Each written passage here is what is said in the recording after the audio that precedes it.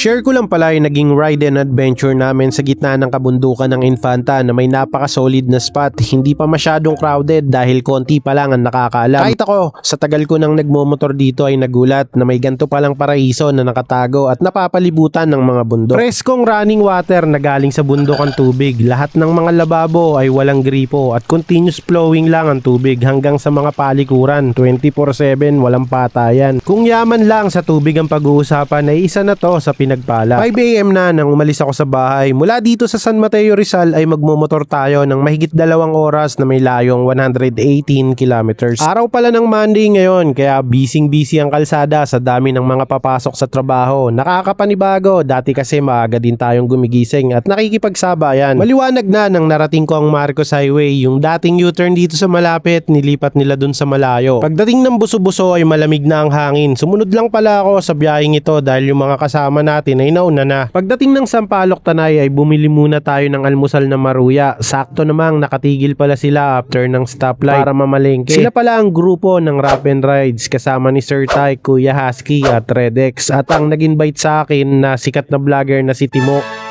Mula dito sa Sampaloc Tanay ay 1 oras na lang ang biyahe namin papunta dun sa spot. Bago dumating ng Agus River, bandang kanan ay may daan na paahon papunta dun sa spot. Welcome to Hidden Paradise. May entrance na 50 pesos, parking fee na 20 pesos, may 10 pool na running water mula sa bundok. Ayun lang, maraming salamat sa panonood. Ingat palagi.